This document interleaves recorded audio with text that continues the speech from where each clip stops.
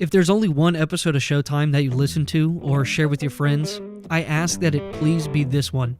I can't think of anyone who deserves love and support from our community more than Megan Boudreaux. You see, this is the story of a young girl who, in her early 20s, left everything in Louisiana and moved to Haiti with the open-ended ambition of helping children in some way. I'll let her describe what the last 7 years have been like in the aftermath of that ambition. Stay tuned. This is Sheauxtime. Sheauxtime is a weekly podcast where I interview some of Acadiana's most inspiring and influential people. To stay up to date with release schedules, follow us on Facebook, Twitter, or Instagram, all under Sheauxtime Podcast. That, of course, is spelled the Cajun way, SHEAUX Time Podcast. Also, if you'd like to sponsor this podcast, get in touch with me at SheauxtimePodcast@gmail.com. Again, Sheauxtime spelled the Cajun way. And now, on to the interview. Megan. Hey. I'm really, really excited to have you on the podcast. I cannot describe it, honestly. It's this is something I've been wanting to do for a long time, and when I talk about the podcast, I'm not joking. I use you as an example of why I'm even doing the podcast. Really? The whole point, of Sheauxtime is to showcase people that deserve that spotlight from Acadiana and from the Louisiana region as a whole. Everyone that I've interviewed has definitely deserved it. It's been great, but you are someone that I think deserves a showcase more than anybody else. So thank you so much for being here. I'm really excited. Yeah, it's good to be here. I'm so glad we can make it work. So how long did you say you're in town for? I am here until December 10th, so I've been here for about 2.5 weeks so far. Yeah. Mm-hmm. How long has it been since, well, I guess you do come to Louisiana, probably maybe a couple once a year, really. Yeah. So it's good to be back, I'm sure. Oh my gosh, it is. And your mom so still lives good. here and all, so you get to see her. Oh yes, all my family. Yeah. And your husband is from Colorado. And so that's the next place? Yep. After this, that's where we go. And which part of Colorado is that? Colorado Springs. Mm. Mm-hmm. Yeah. I've never been there. I've only been to Denver. Denver. Mm-hmm. And it was probably just for a stop. I don't think I've ever actually been around Colorado. Yeah. That's fun. Are y'all going to be doing any like skiing and all that while you're there? We'll probably just do. Well, my husband snowboards, so he'll probably do that. He would snowboard. I know. He's so cool. He is. He's one of those. He's too cool for skiing. He's done that his whole life. So I'm more of the one that kind of just will sit. Stay. I'll stay inside and maybe have a glass of wine and watch everybody ski. I'm not really into skiing. We're not going to partake in that. Yeah, but I think that we'll probably do like snowshoeing or something to get them out there. Yeah. My kids though have never seen snow, so they're well, probably I can imagine. I don't think Haiti gets much snow. No, ever, never has. Never. Yeah. I mean, I guess Louisiana we don't get really any snow either. But you're even further south, so I can imagine never. Yeah. Yeah. So that'll be fun for them to see snow. I remember the first time I was in Mammoth, California, and we may have had like one day where it sleeted in Lafayette, and I was like 8 years old and went to Mammoth, and it was like a blizzard.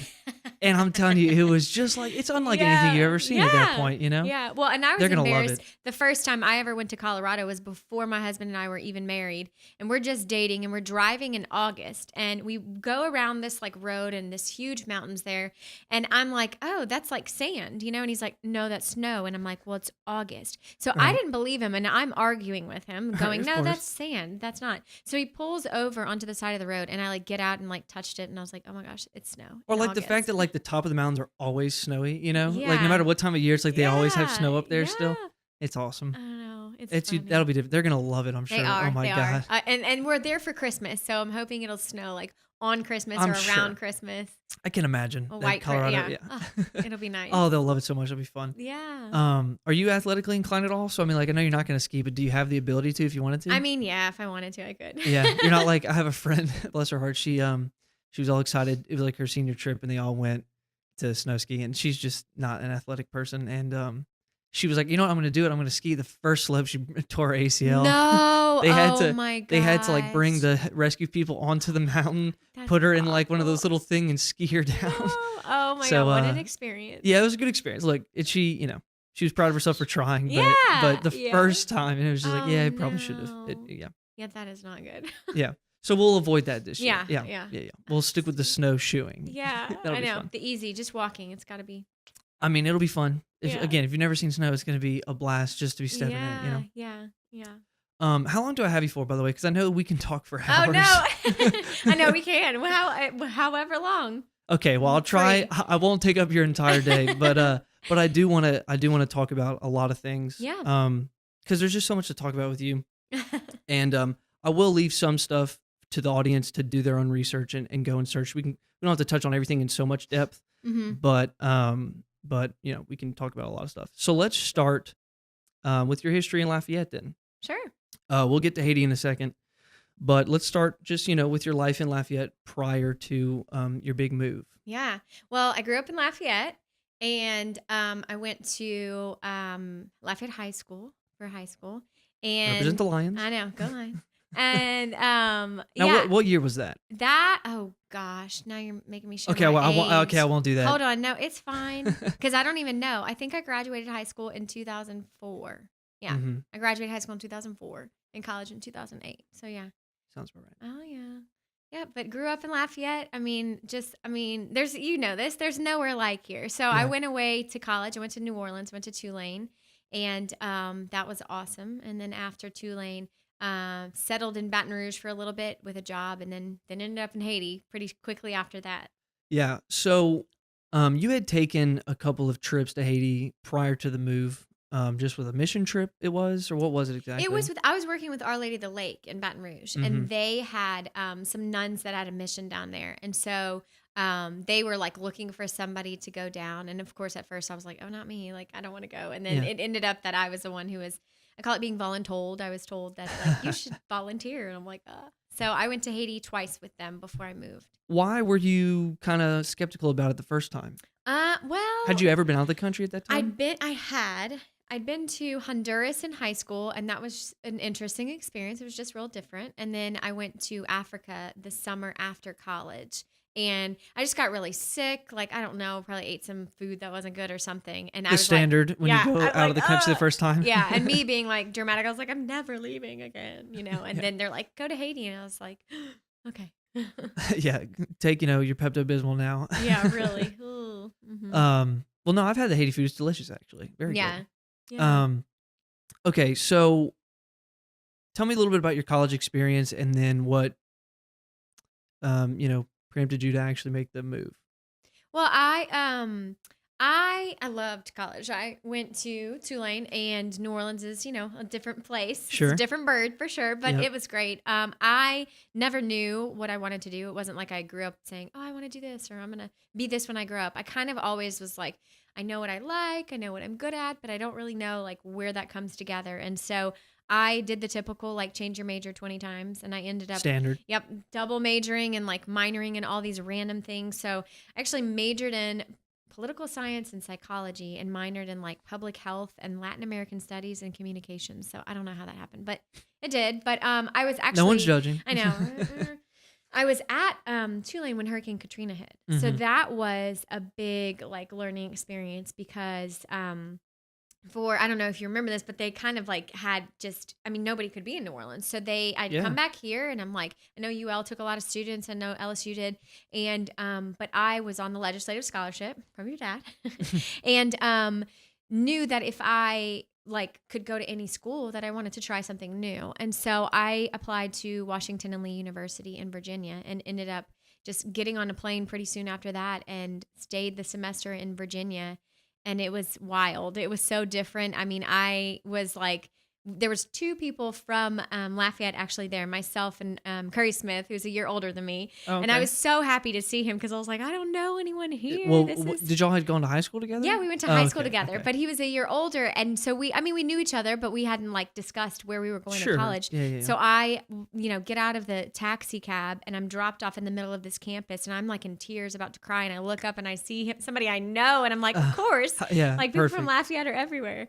So it was so fun to see him. But I loved my time there, but was ready to get back to New Orleans. And Yeah, so I mean, like that happened right when you got to Tulane. I Yeah, mean, because you yeah, said you graduated in 2004, so yeah. pretty much right when you got Right when I there, got there, yeah. it happened. And so then you spent how many years and then came back? Just a semester, Okay. just that first semester, because that was part of it. We had to come back to Mhm. New Orleans, so I did that and So when came you back. came back, the New Orleans was still, I Oh mean, yeah, honestly, all the way until you finished college, New yeah. Orleans Oh is yeah. still definitely It recovering at was that point. really different. Like you know, Tulane did a really good job, but they actually were like, okay, here are the boundaries of where we think we can like protect you, but like be careful going outside because there's Hmm. just so many people, and and there was just so much homelessness like happening in that time, and it was really, I mean, a lot of people were trying to help. But it was really heavy. So we it was good that we went back though. That's the only way, the economy and everything could Mm. keep going. But it was definitely different. Was your mom worried about you going Oh back? yeah. My sweet mother, she worries about me all the time.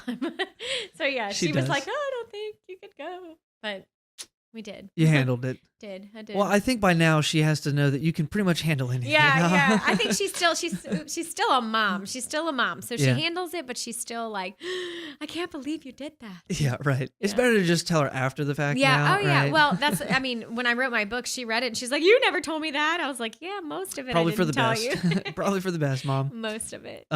That's good. Okay, so then you came back to Tulane, you were able to finish in New Orleans, Mm-hmm, mm-hmm. and then what happened? And then I actually went to Baton Rouge and was like, I don't know what I want to do. What am I supposed to do? And my first job out of college was I was working for a company called Cajun Construction or Cajun Industries, Hmm. and I was doing like They're still in Baton marketing. Rouge, I They're believe. still Yeah. in Baton Rouge. You got that big old thing Oh right off I-10, man. huh? Oh yeah, they do. They're huge. Yeah. And so I was working there doing marketing and public relations. And at first I got there and I was so bored. I'm like, I have to be at work at 8. I can't believe this. This is so hard. It's your Right. first job Of and you're course. like of like 8 to 5 and like I didn't know what I was doing. And Sure. the whole time I'm literally going, why do I have to know about rebar? Why do I have to know about construction? Like I'm never going to use this. This Never, is such huh? a waste of time. I know, right? Ironic. Little foreshadowing Yeah, of of like course. God knows best. It seems like everything So- is foreshadowing. Oh my gosh, I know. So then after that, but the guy, Mr. Lane, had hired me and said, "Okay, I want you to work here and then look for a job." And so he was amazing, and he really helped me get like kind of my feet wet with different jobs and like different opportunities. And so I ended up working there, and he was allowing me to look for other jobs and was like helping me. And I ended up working with Prevent Child Abuse Louisiana for a few months. And that was a great job because, I love kids. I love, I'm really, a outspoken person about justice and all of that. And so kind of seeing what they did as well, I'm like, okay, child rights, this is something that I'm interested in. And so I worked with Prevent Child Abuse Louisiana for almost a year. And then ended up at Our Lady of the Lake. There was this perfect job. I was applying for other jobs at the same time too. And ended up at the lake working in their foundation office. And that was kind of the start of how I, entered into Haiti. So you went with them on a mission trip Yes. and then just fell in love with the country? What was it? Yeah. Yeah. I mean, the first visit to Haiti, I was like, this is terrible. I'm never coming back. Sure. It was hot. I was hungry. People were hungry there. I'm like, oh my gosh, It's a I don't lot. like the food. What is happening? Mm-hmm. And so I was like, I don't think this is for me. And I ended up going again a couple months later. And that's really when I was like, oh my gosh, like, I think that I'm supposed to come here. And so I kind of did that whole thing where we ignore like The signs. when you yeah, feel like yeah, yeah. pulled and like, yeah, you ignore all the signs. And I'm like, I don't know if I'm going to go back. And my boss who's still at the lake now, at the Lake Foundation office, Mr. John Paul Funes, he was like, you need to go. You need to go. And it's not often that your boss that you work for Sure. is telling you, Pushes hey, you. you need to go quit your job, quit the job that I hired you for Right. and go work somewhere else. And so, Right. Well, not just somewhere else, but in a Right, foreign in country. Haiti. Yeah. So he was like very instrumental in getting me like to take that first step You as had well. you had like maybe mentioned it a little bit that like you just felt this calling to your boss and you Yeah. just didn't know what it meant, and he kind of took it Yeah. and said, "Well, Maybe you should go. Yeah. Maybe you should go. It was really cool. I mean, and part of that too was I kept, my whole like just being was kind of like, oh my gosh, I'm supposed to go to Haiti. Like it was just one of those like things that you feel in your spirit, like you're supposed to go. yeah, And so I was kind of questioning that. And, I'd wake up in the middle of the night thinking about it and all of this stuff. And finally I was like, okay, I think I'm supposed to go. So I talked to him about it and he was nothing but encouraging. And so he was amazing. Mm-hmm. So it takes a lot to just sell everything and move to a foreign country, especially Haiti. Take me through that process. Oh my Right after you talked to him, I mean, gosh. you just said, okay, and sold all your possessions. Oh, And like, what do you do when you yeah, get to Haiti? I Do you just like, know. okay, who do I pay for rent? How does that all work? It was hard. It was hard. It was, I mean, making the decision to like move there was very difficult. Mm-hmm. And then once it happened, it was like all these things started falling into place. Like I was living in Baton Rouge, renting an apartment, and our lease was up in December. And my roommate was getting married, so she wasn't going to live there anymore. And she was selling some of her stuff. So literally, we did this like just like house sale where people came in and like picked through our stuff and we were selling it. And I mean, Yeah. I remember going in the bathroom like 5 times, like just like in tears, like, oh my gosh. Like when someone's like, But I love that mirror. oh my God. Yeah. Or these boots are so, these boots are so expensive. Like, can you please lower the price? And I'm like, oh my gosh. Like, do you know how much those boots really are? I mean, I was just like, It was a lot. It was a so lot. overwhelming. Anyway, so like that was a hard part of like, getting rid of my stuff and kind of making that like step to say, okay, I don't have an apartment anymore. I don't have all this stuff. Mm-hmm. And then when I had gone to Haiti the first time, I met a translator, Bernard, and he was the one who was kind of helping me. He would help me translate. I didn't speak the language. I didn't know what to do. And so we had connected on Facebook, which I know so many people are like, oh, Facebook. And I'm like, no, Facebook has really made a huge difference for Haiti and Absolutely. for my organization. So when Respire you Haiti. left, you were able to still communicate with so Bernard? I was connecting with him and And when you talked about the language, let's just mention that it's Haitian Creole there, which Mhm. is like a offshoot of French kind of. Yeah, it's French and Afrikaans like mixed Mhm. together. So there's some French, but then, if you say some French words, most of the time they don't know what it is Right. because it's a little different. There's connective tissue, but it's different but for sure. distant. Yeah. Yeah, yeah. Mhm, Like distant cousins. exactly. Yeah. Okay, well, that's good. So you're able to stay in touch with this guy, this translator. Yeah. And he kind of helped you facilitate Yeah, and it? it was so hard because we're doing stuff on Facebook and I'm like, okay, I really feel like I'm supposed to live in Gracier. Can you find a house? And I remember like, it was like day after day, he would go to Gracier and he's like, I can't find any houses. Like I can't find anything. And he's like, can I look in the next city over? And I'm like, no, I really feel strongly it has to be Gracier. And he kept thinking I was so crazy. He's like, great. I mean, why? Like, Now, where oh did my he gosh. live? He lived in Carrefour. So he lived a little bit closer to Port-au-Prince. So he was Mhm. traveling from about Port-au-Prince to where we are. And it's a 20 miles, but like a 2.5-hour drive. Whew, yeah, 20 miles in Haiti is Yeah. is a undertaking. Yeah. Yeah. So he couldn't find anything. And he finally said, Megan, I just visited the last place that I thought to look and I can't find anything. So I just have to, there's nothing. There's no houses. And this is a year after the earthquake, and the epicenter of the earthquake it actually wasn't in Port-au-Prince. It was more west in a Mhm. city called Léogâne. And where I live in Gracier is very close to the epicenter. So about 70 to 75% of the buildings in Gracier crumbled. So there was no houses available. Right. And so I, was like, oh my gosh, this is not a good start to my trip. I've already sold stuff. I'm supposed to move. I really feel like God's telling me Gracier, and then there's no houses. So I was like, okay, he calls me. He's leaving Gracier. He's like, I just checked the last place. There's nowhere to live. And I'm sitting there devastated here in Lafayette going, what am I supposed to do? Right. And I have no possessions yeah, now. I'm like, nothing. I'm supposed to move to Gracier. What am I going to do? Like live in a tent? Like there's Yeah. no houses. And so what was it about Gracie? I mean, it was part of the calling. You just couldn't. Yeah, it was shake the it? place that guy. I had visited this one place that was like on a mountaintop in Gracier, and I just really felt like the Lord was saying, like, you need to be in Gracier. And Yeah. I remember Bernard saying, well, just because you want to work in Gracier, you can live in another city. And I was like, well, I mean, that'd be like living in Baton Rouge trying to work in Lafayette. I Yeah. mean, I know people do it, but when you're trying to set up roots, it's hard. Yeah. So I finally was like, fine, like do whatever. I don't know what to say. Like, let's just wait a minute. Yeah. And he was getting on the the public transportation there to head back to his house. And somebody stopped him and was like, hey, I heard you're looking for a house. And he's like, yeah, I am. And he walks with this guy to go look at this house. And, I told him, I'm like, it just needs to be safe. It doesn't have to have all these amenities or whatever. Well, he calls me back. He's like, I found somewhere. And I was like, you did? And he's sending pictures. And I'm like, oh, this is a great house. And he's like, but there's only one problem. I'm like, uh-oh, what? He's like, there's no electricity and there's no running water. And I'm like, well, that's 2 problems, but okay. And so I ended up renting that house and flying to Haiti a few weeks later. And that's where I kind of set up camp, and it was interesting. Yeah, we're going to talk about that.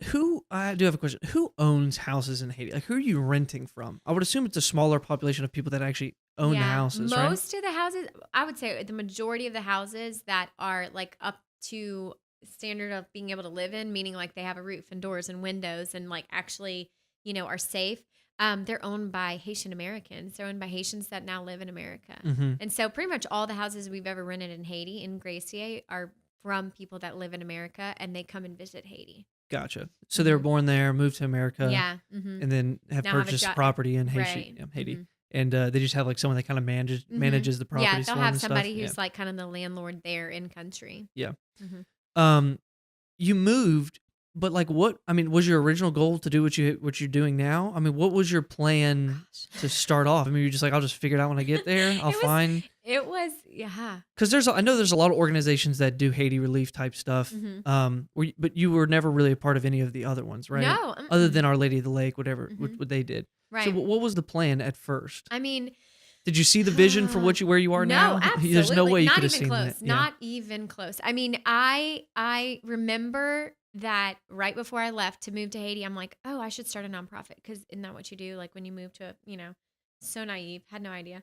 Well, you were 23, or 22? Yeah, 23. I was 23. 23. I was like, you don't were know. my age, which is wow.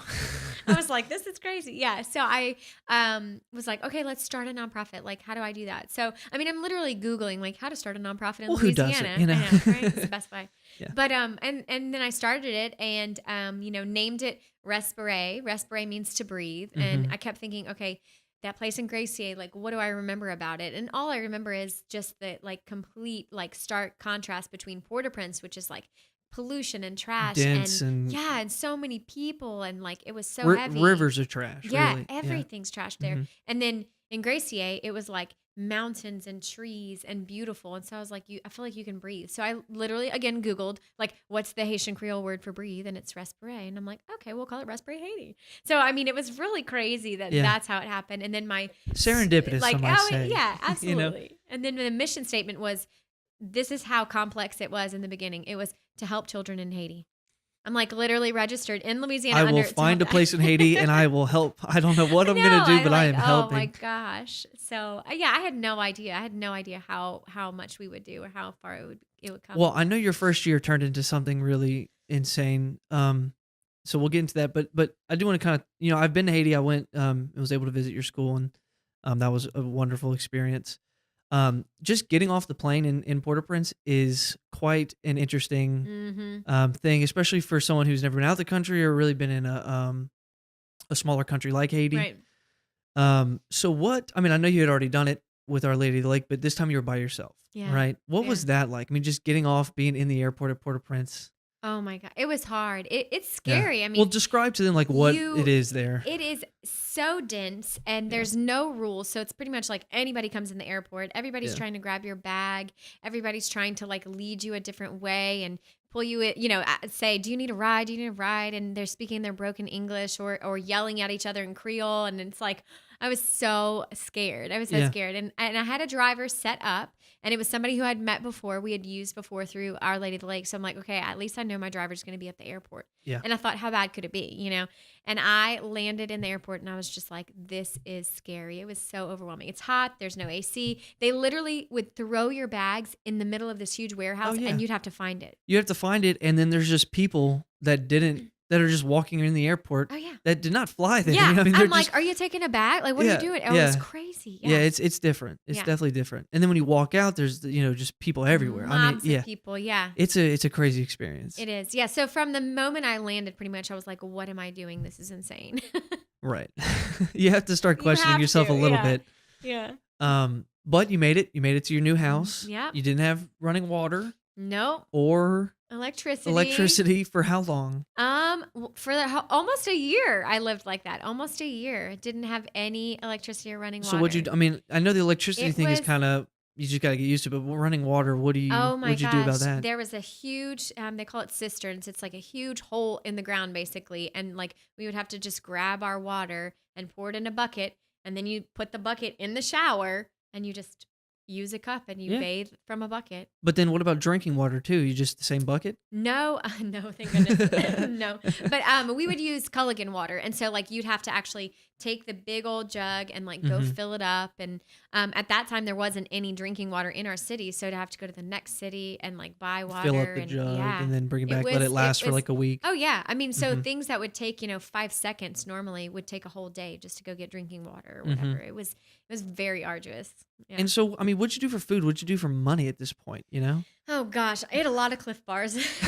Packed a lot of beef jerky and Cliff Bars. And at that time, we had a lady who, I was living in this house, not completely by myself. I had a family that they actually had one of their brothers owned the house, but he was in the States getting treatment. He actually had cancer. Okay. And so they were too afraid to live in the house from the earthquake. So they actually lived in a tent in the front yard. And so it was crazy. And then their nephew, who was a 19-year-old who knew a little bit of English and was still in school, he lived on the roof in a tent. And so it was so crazy. They were scared about just they were scared the fact that, they had lived through an earthquake already. And they saw everything. It'll crumble. Yeah. And the houses there aren't exactly built to withstand massive earthquakes. And me being like a little naive, but also kind of thinking, I'm like, well, that was, a huge, what was it, like a 7.8 earthquake? I'm like, if the house didn't fall, like, then it's probably made right. Because I'm looking around going, that house fell. So I wasn't really nervous about being in the house because I'm like, it didn't crumble. Right. But if it didn't crumble on that one. Right. And they were like, oh my gosh, it's bad. I can understand their apprehension. Absolutely, it's not fun to live during that and seeing 80% of buildings come down. Right. But they were awesome because they didn't speak a lick of English. The ladies in the front yard. But they would cook once a day. And so really, during that time, I was only eating once a day. I would eat like a Cliff Bar in the morning, and then they would make these huge like bowls of beans and rice or, soup, or it was all Haitian food that they would cook. And, that's really what I was eating is kind of the snacks that I'd brought. And when it started dwindling, I'm like, oh, yeah. But Haitian food is definitely different, but I guess it is kind of convenient you came from like South Louisiana because it's different, but it's not like a complete overturn from what we're used to. Absolutely. Lots of rice, a lot of rice, a beans. little bit of spice, It's different, but it's in the same ballpark, so that's convenient you came there. I'm sure if you came somewhere from the north or in Canada, you'd be like, what is this? Yeah. Right, yeah. So I'm sure that was pretty decent, but you're only eating once a day. You had Cliff Bars. You had to go about a day to get your jug of water if once a week. How long did that? So that went on for the first year. Yeah, pretty much almost until the first year, and then by that time there'd been other people that were trying to fix their hosses or finish building their houses, and so and at that point too, I started having more friends visit and more people come, and I even had hosted a few teams in that house with no running water and no electricity, and that was very interesting. So you're telling me that you had people come from America to partner with you to do what exactly at this point? Well, at this point we had the school. It was we were still building the building, but we were having the school in the back of a church, and we were doing English classes and stuff like that. So people were just coming down to just kind of help get things started. And so Respire became a school about how long after you? Well, I moved there in January, and in February we started a feeding program, and in March we started the school. So it was just a few months after I was there that we started doing school. Your feeding program is something to be amazed about. Can you tell me a little bit about that and how that started? Yeah, well, I met one little girl who was, the first time I met her, she was throwing rocks at a bird because she was hungry, and I'm like, oh, okay, maybe we need to figure this out. So I kind of was looking at the situation and saw that there was just all these kids that were just kind of almost living on their own, like they really didn't have anybody providing young for kids. them. She was 7. Yeah. So there were anywhere from the ages of 5 all the way to 14 and older. But they weren't getting fed every day. They weren't eating every day. And they would, pick the fruit from the trees and like kill birds and eat the birds and all that. And so it got really hard. And I'm like, okay, why don't we just serve a meal? So we would serve a meal on Saturdays, and I'd actually cook it at my house. And the ladies who lived in the tent in the front yard, they would buy all of the stuff to make a big old pot of rice and sauce. And then we'd put it in the back of this like old rickety truck that barely ever made it up. And then we'd try and drive it up or have to walk up the food to the mountain. And all these kids would just come and start eating. And that started in January of 2011. And every single Saturday since then, we've had it. Yep. let's talk a little bit about the mountain. So that was kind of the original inspiration. Mm-hmm. Um, there's your book about it, Right. which we'll talk about kind of the writing of the book in a second. I do want to introduce the book, Miracle on Voodoo Mountain, and incredible book. Well, again, we'll talk about that. But so this mountain was kind of the thing that inspired you first off to even move there. That's the Mm-hmm. thing where you said you felt you could breathe. Yeah. And that is kind of the impetus of all of this. Yeah. So tell me a little bit about the mountain and why it's special. Yeah. Well, I mean, when I first visited it, I was just like, oh, this is a beautiful mountain. Like, it's this huge, green, grassy, and it's really more of a hill, but being from Right. Louisiana, I can call it a mountain. And in We all Haiti, believe me. Most of the people listening to this and be like, that's definitely a mountain. I know, right? And in Haiti, they call it a mountain too. They Yeah. called it Bellevue Mountain. And so, what's funny is that, when I was up there, I'm like, oh my gosh, this is so pretty. And there's just green grass and one tree. And I just thought, like, this is silly that no one's ever bought this land before. Like, Haiti's not exactly land rich. It's not a very Right. big country. And I'm like, why is this I know, land it's- still available? yeah. And so what happened was, again, the naive 23-year-old, it was like, well, I think we should purchase some of this land. And so it was only through beginning to purchase some of that land that people were like looking at me all crazy, like, why do you want to buy that land? I can't believe you want to buy that. And then it finally like came to fruition where they were like, that's actually called Voodoo Mountain. And I'm like, what? Why is it called Voodoo Mountain? And so it kind of And the voodoo is not the same as your New Orleans voodoo that no, we're or used to down voodoo here. barbecue. No, that's not what we're talking about. It's not voodoo barbecue chips. It is a little bit different in Haiti. Voodoo is a real thing. Yeah, yeah.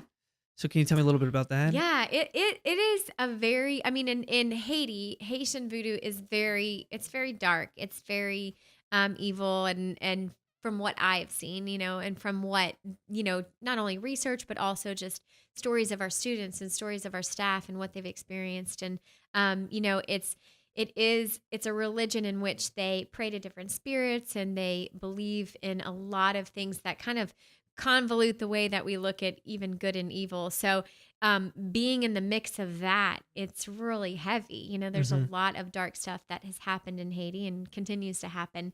And so, we've been on the mountain before. We actually had a team from Baton Rouge a couple of years ago that was up on the mountain. And one night we're doing worship, just praying because we're about to build the medical clinic. And, they were sacrificing a horse like right next to them. And there's just a lot of animal sacrifices and a lot of, it's a different religion. And what happens in Haiti is that it instills a lot of fear in people. So people are very afraid of voodoo in Haiti. Yeah, well, you can hear it just from the drums yeah. and that kind of thing, Yeah. How are you buying land? How does that work in Haiti?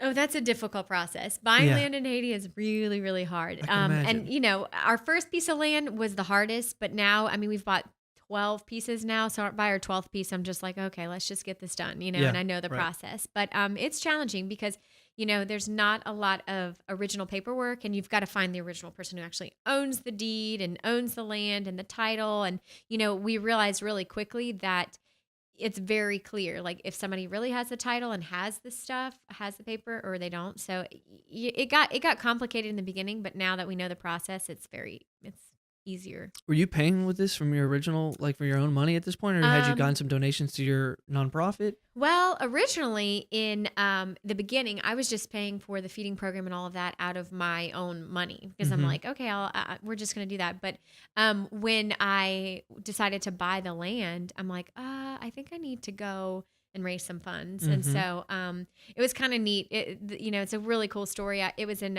March of 2011, and I was actually speaking at a church in Baton Rouge, the chapel.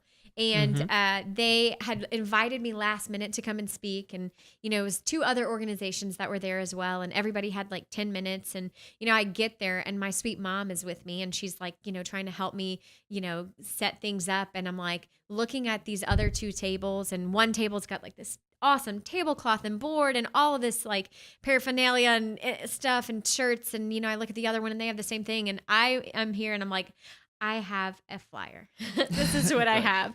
And so I ended up speaking for about 10 minutes. showed some pictures, told the story about the feeding program, how we want to build a school, and talked about just the poverty there. And it was just a really crazy God moment because, we're standing behind this empty table and people started coming up and giving my mom checks. And she, sweet mom, was like, what do I do? So she's like putting them in her purse. I'm like, Mom, that doesn't look sketchy much. Like, what are you doing? Right. And thank you for your check. And it goes right I here. know, right? I'm like, come on, Mom. But at the end of that day or that morning, we'd raised over like $40,000. It's crazy. And so it was crazy. And my mom was like, I guess this really is meant to be. I'm like, Yeah. well, I mean, it must be. So that's how we purchased our first pieces of land. And so how big was that piece of land, the first one? I think it was like an acre. I mean, total now we have like almost 20 acres. So, Mhm. I mean, the first piece was very small because I'm like, this is all we're doing. Like, we're not going to be very big. Let's do this. And so it's kind of expanded since then. Yeah. And so the feeding program went on for how long before you were able to raise more funds for the school? And that's an interesting story as well. Yeah, it was. And when you met your husband. Yep, that too. Yeah. We did the feeding program for almost 2 months, and it was every single Saturday, and it was just in a big field, and anybody could come. And that's actually how we met a lot of our students because we would get to know them and. So, I mean, the ask word just them- got around that, Yeah. like, there's this Free food meal, on come to the Saturday. mountain, yeah. Just walk up. And kids would come. I mean, kids would It's a come hike. barefoot. It's a hike up, Oh, yeah. yeah, it is. It is a Yeah. hike. So I'm like, poor things. They'd be so hungry and sweaty coming up, but then they'd be fine when they left. So it Yeah. was chaotic. It was a lot. It was me and my translator Bernard, and sometimes a few other adults from the area that just would volunteer, and then like 200 kids. So it Mhm. was crazy, But they started to learn how to like get in line, how to let the little kids go first, and it was neat. They did a good job. Okay, so there's just so much to talk about. I'm trying to like keep it somewhat orderly because at some point you had to learn how to speak the language. Okay, you also had to learn what a Restavek was. So let's start there probably because I'm assuming that probably came pretty soon Yeah, after your move mhm, when yeah. you learned the Restavek situation. Well, and that really came with the first little girl that I saw, the one that was throwing rocks at a bird because Yeah. she was hungry. After that, I was like, okay, maybe I need to know more about you. So I was like such a stalker. I like stalked her for like 2 weeks. Like I would just like wake up in the morning and be like, I wonder what she's doing. And I would like walk over to her house or, do her chores with her. And she would go walk miles to get water. And Mhm. she would, I would come to her house that was like this tent and she'd be sitting outside scrubbing pots all around. I mean, tons. And she was 7. And it was in January, February. And I'm like, okay, you should be in school. And so after following her around for a while, I showed up one day and she had just so many dishes you wouldn't believe. I mean, it was like if you took everything out of your kitchen and just put it on the ground. Yeah. And she was sitting on this little rock and washing all of these dishes. And I just thought like, that is not right. Like it looks like she's a slave. Mhm. And I remember going home and turning on my phone and opening the data and being like, this is going to cost a fortune. And then I Googled Haiti and slave. And that's when the word Restavek came up. And, Reste means to stay, avec means with, and it basically is a child slave or domestic servant.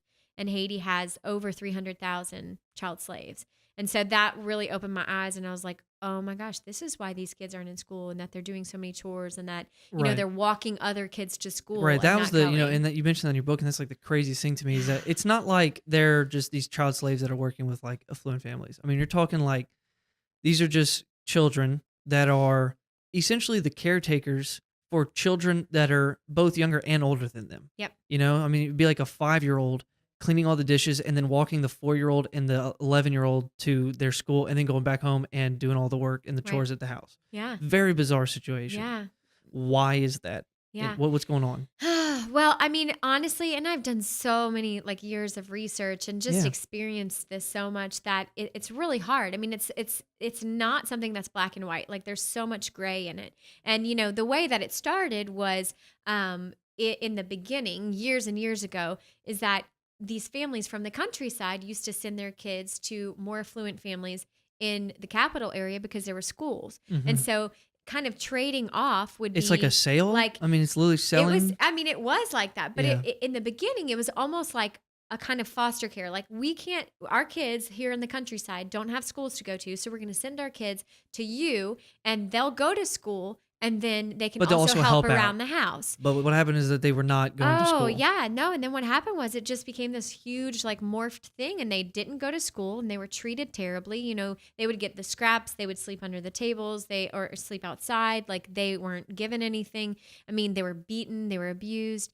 And that has just not changed, you know, and it's so sad to say that still in 2017, there's so much slavery. It's still going on. Yeah, especially in Haiti. I mean, it's heartbreaking. And the hard part is that it's just a culturally accepted norm. Like, Haitians accept it. And I shouldn't say all, because there are definitely some Haitians that speak out against it, but it's not something that see the government doing anything against. I mean, right now, if I have a child in my school that's a Restaveks in an abusive situation, there's really nothing that the government or the police or, you know, the justice system will do to stop it. Yeah. It's Haiti. It's a pretty corrupt environment there. So unfortunate, but yes, it is. Mm-hmm. I know you talk about that a little in your book too, and it's complicated. Yeah, it's complicated. And it's just it's like you've done so much work and trying to help Restaveks and give schooling to Restaveks, and there's still hundreds of thousands. Oh yeah. You know, it's like, how do you solve that problem? Yeah. You know, yeah. It's really a world crisis that a 23-year-old from Lafayette for some reason is tackling by herself. I don't understand. You know, I mean, like, this should be a thing that countries like the U.S. should be getting involved with. But anyway, we can push that aside. That young girl that you stalked is now your daughter. Yep. Yeah. That's Mika, right? Yep. It is. Tell me a little bit about that process. Oh gosh, wow. Well, I mean, the way that she became my daughter is, I mean, it's one of those things, and for people who know anything about adoption, there's so much beauty, but there's so much heartache in it too. You know, I mean, part of the beauty of adoption is just having, you know, being able to bring in a child to your home.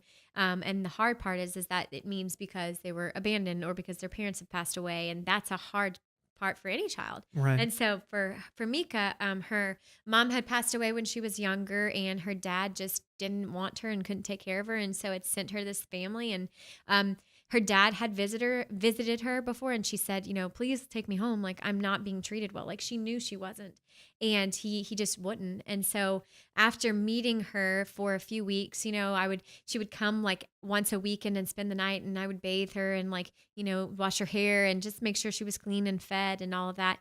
And almost about a month and a half, maybe 2 months after I met her, one evening at like 10 p.m., it's pouring rain, and there's a huge like bang on the gate, and I'm like, who is coming to the house? And they open the gate, and it's Mika, and she's soaking wet, and she's like, they said they don't want me anymore. You can have me. And I was like, what? Oh my gosh. And so, you know, I was 24, a little bit older at this time, but I'm 24, yes, and I'm so like, mature and I know, right? ready for a child. Ready to take that home. So I did what I just felt was right, and I'm like, okay, come inside. And, you know, the rest is history. It's been years and years of paperwork and a lot of just, I mean, the Haitian government is so corrupt. Adopting from Haiti is not easy. And so, well, and that's why I'm so excited to talk to you now, is because this is your first time in the United States with your children. Yes. I mean, like, thank God it finally happened. Yes. You know, the United States government finally looked upon your adoption as a real thing, right? Because I'm assuming that for the longest time they didn't, because of Haiti's government situation, they just didn't look at the adoption in Haiti as a legitimate adoption. Is that what it was? I mean, it was, we had been fostering them for 5 years, you know, but because their paperwork wasn't done, the children, they weren't recognized. What was the holdup with the paperwork? There's always something. I mean, my kids, my older two didn't even have birthdays, you know, so we had to be like, okay, here's all the months of the year. Here's 1 through 31. Like, please don't pick February 29th or 30th, you know, that'll be confusing. And so they picked their birthdays out of a cup. I mean, they don't have the paperwork, you know. Most of these kids are born at home or like in huts or somewhere else. So do they not know their exact birthdays? Do they know their birth year, or they don't even know their birth year? No, they didn't even know that. So that's why. I mean, and that's one thing too. I mean, it's my kids, but a lot of adopted kids don't know, you know, their birthdays. You know, especially internationally, and so that's hard too, because, you know, people will come up to my kids and be like, "Oh, you look older. Oh, you look younger," and I'm like, "Please don't say that to an adopted child, because we don't really know. You know, it's part of the territory." But so it's just hard. It's a lot of paperwork, and the Haitian government is just, they have no desire to do things quickly. So a lot of waiting, a lot of waiting. Yeah. Um, the pushback. Have you received pushback? Especially in the beginning when you were trying to start the school for because the whole point of Respire Haiti was to start a school for Restaveks. Yeah. You have those kids that were supposed to be getting an education because they were helping around the house, and it ended up turning into slavery. Those children deserved schooling. I'm assuming, and I think we've talked about this before, but that the families that were housing these Restaveks and were treating them like slaves were not exactly happy they were getting an education, especially because you had built such a wonderful school at this point. Were you getting pushback from not only them but the government as well? How did that work? I mean, for our school, the government's really stayed out, and part of that is because we don't need their help. We don't ask for their help. We're kind of doing our own thing. I mean, we are accredited and registered with the government the way we need to, but we don't. They don't. Yeah. We don't. We don't ask them. We don't they need don't, them to be involved. Yeah, we don't need that. For the best. It's for the best. But just for the families or the caregivers that their kids go to school here, or these Restaveks go to our school, it was a challenge at first. I mean, Bernard and I did a lot of home visits. I mean, we would go and visit and try and figure out, like, why are these kids not in school? Like, why, have they been in school? I used to go to the market. The market days are Tuesday, Thursday, and Saturday. And I used to go to the market on Tuesdays and Thursdays in the morning and see what kids were there.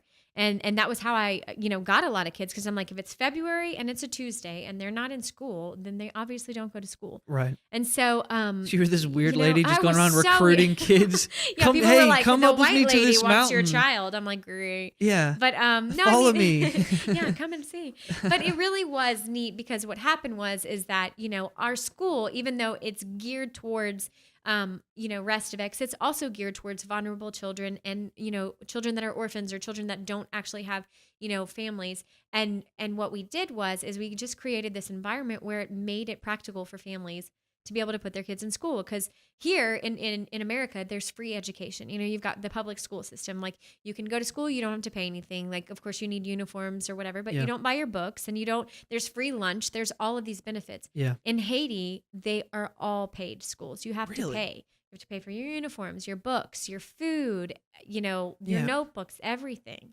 So it's hard. So if you're living on $1 a day, how do you afford for 2, 3, 4 kids to go to school? Yeah.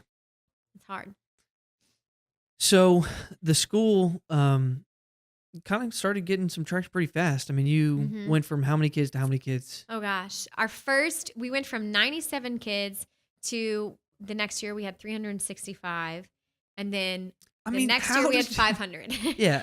And we stopped there. We're still at 500. So, I mean, what were you doing about teachers? How was that all working out? And maybe you can talk now about the other fundraising you're able to get to finish the schooling, your husband getting involved, all that kind of stuff. Yeah. Well, because the first thing is that we were doing a school in the back of this church, and it was, the road was nearby, and it was 18-wheelers blazing by, and you're having to like wait until the car passes to be like, okay, what's 2 + 2? You couldn't hear anything. And so I knew at that point that I needed to go back to the States and try and fundraise again. And it's a crazy, awesome story. I flew to Denver, and I was speaking at this person's house, like this little get together.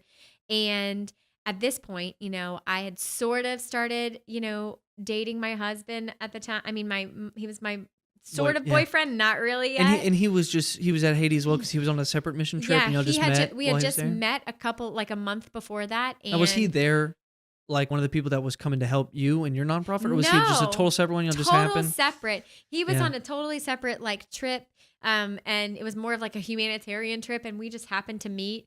And then he came back again a few weeks later, and I was like, he must really like Haiti. And one of my best friends was living with me at the time, and she's like, I think he likes you, not Haiti. And I'm like, oh.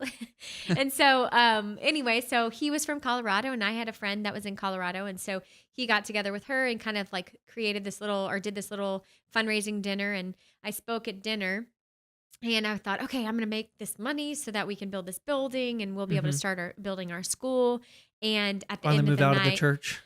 Yeah. And at the end of the night, we had $1,000, and I was like, oh, that's not going to work. And I had already started telling the workers in Haiti to start digging. So I had 50 men that were already Well, working. because you had already raised it 35,000 prior, right? So you were expecting at least Oh to do yeah. the same. I mean, I was like, okay, I'm going to get, We'll do it again. Right. Yeah. And I also knew it was time to build the building, because if we needed to finish it by a certain amount of time, then we needed to start. So I just told them, okay, I really have a piece about it. Like, we need to start.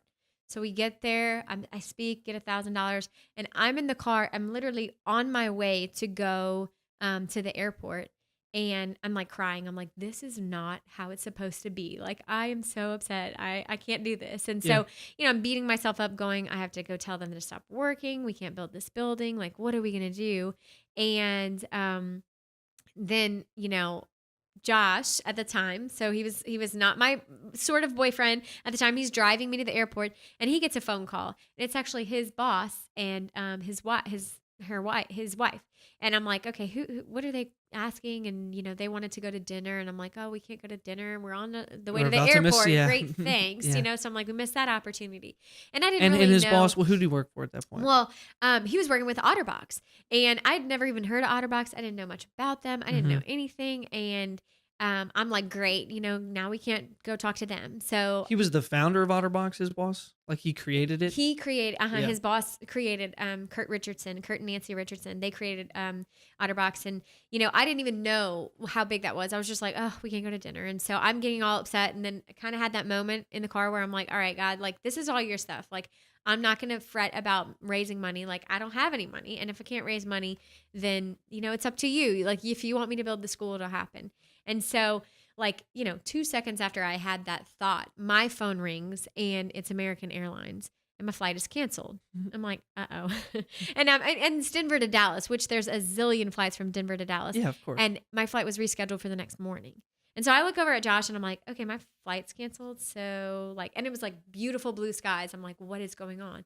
So he calls Kurt and Nancy back, and he's like, hey, we actually can go to dinner. So, fast forward to dinner time, we go to dinner with them, and I'm telling them a little bit about Haiti. And like I said, I don't really know who they are. And I don't even think I thought about the fact that they opened and ran Otterbox. Like, I just knew that was Josh's boss. And he just wanted to go to dinner. Just want to go to dinner. Yeah. And, I figured, okay, well, maybe we'll get like a little bit of money or something like that. I didn't ever think it would be like this. And, he just kind of caught me off guard, and he looks at me, and he's like, okay, if you could boldly ask for any amount of money for these kids, how much would you ask for? And I remember like looking at Josh being like, what am I supposed to say? And like looking at him and being like, this is huge. And, now 5 years later, I'm like, I wish I would have been like $10 million. But I was not that bold. So I was just like, so I named an amount, and he literally just pulled out his wallet, and he said, I'm going to write you a check for half because I want you to keep sharing your story. And I mean, he handed me this check, and I was like, I've never had a check this big. Like, I don't even know what to do with it.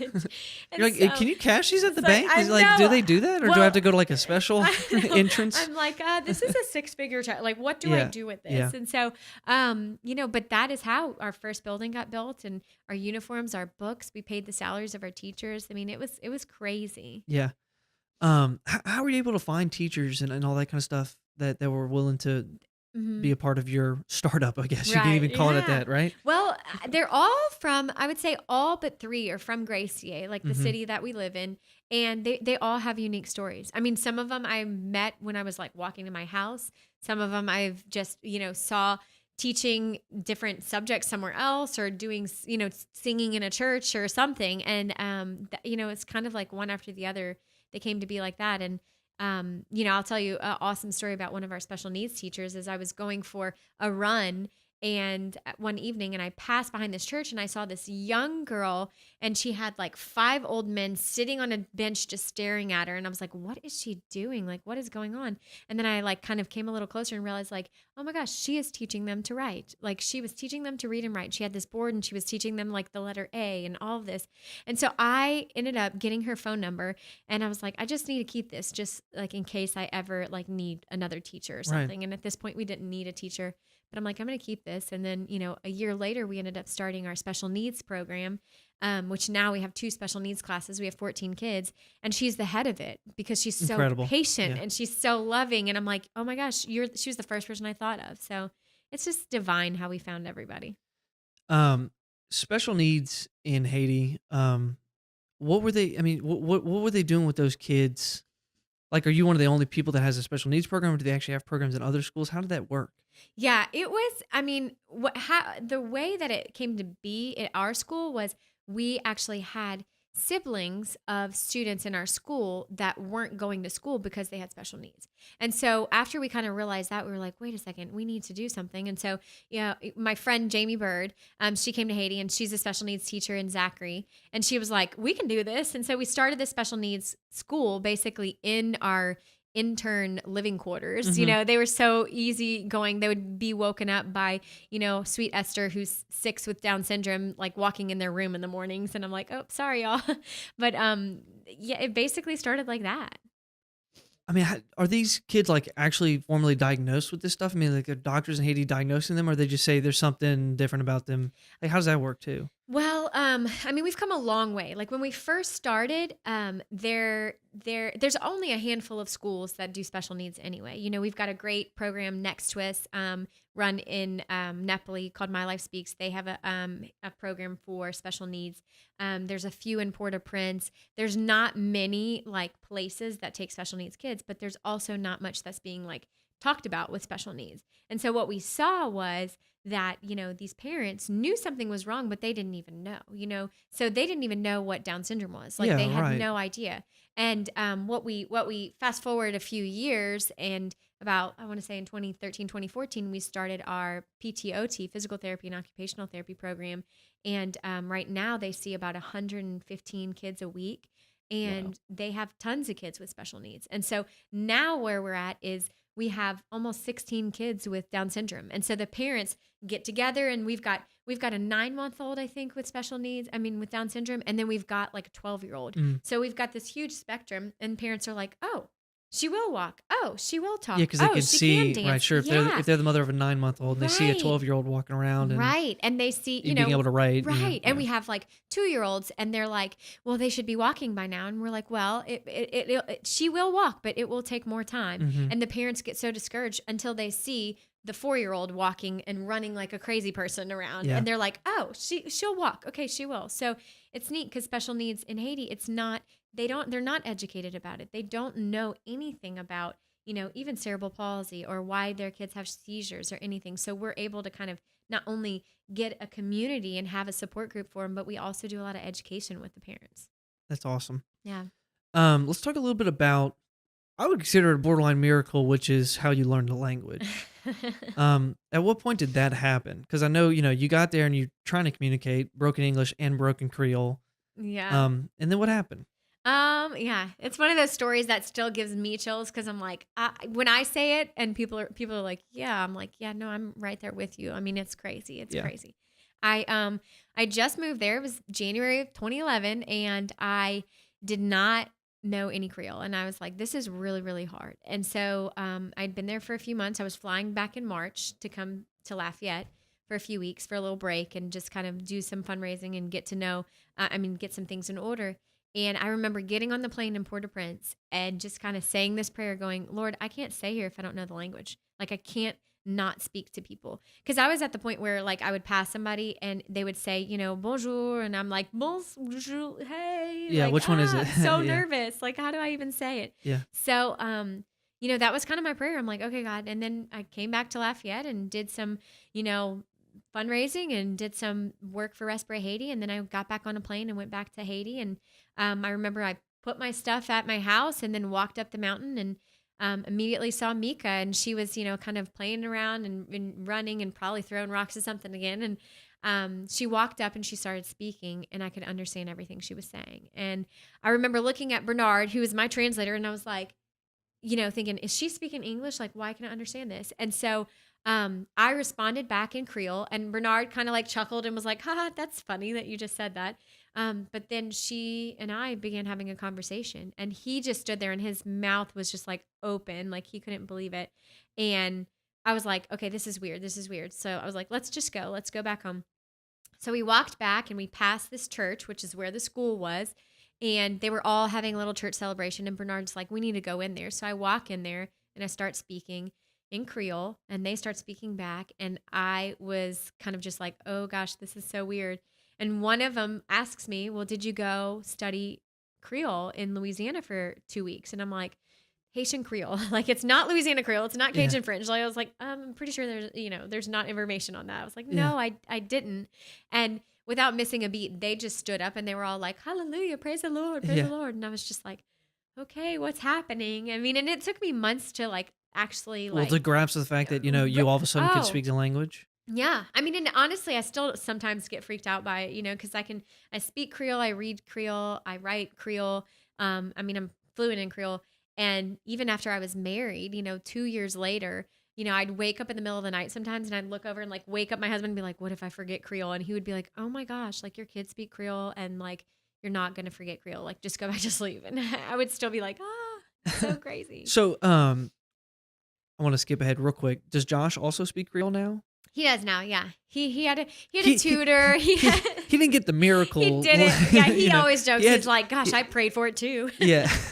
He had to learn the hard way. Yeah, he did. He's Still learning, but he does a good job. So he took classes and stuff, yeah. But your kids are, obviously they're fluent in Creole, but I'm assuming that most of them now are speaking pretty fluent English. They're fluent in English, yeah. Do you like to speak English more around them to teach them English, or do y'all speak Creole to each other?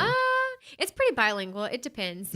When we realized we were coming to the States, we switched to only English. We're like, let's practice our English now. Yeah, for like how long? When did y'all know y'all were coming in? Oh, gosh. We got our visas on October 19th and flew out on November 1st. So oh, my God. 11 days 11 of days of just straight English. No Creole, yeah.